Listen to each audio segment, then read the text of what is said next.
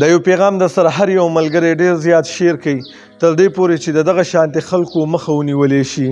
د یو پیج دی د شیخ ابو حسان اسحاق سواتی حفظه الله په نوم باندې جوړ کړی شوی چې پیک پیج دی د شیخ صاحب د دې سره هیڅ قسمه تعلق نشته دی.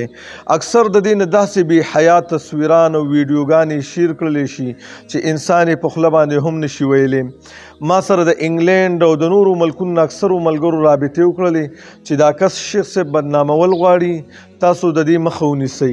یقینا شیخ صاحب د الله رب العالمین یو نیک بنده او د حق کاروان ملګری دی او د دین یو ښکلی اشاعت کوونکی دی.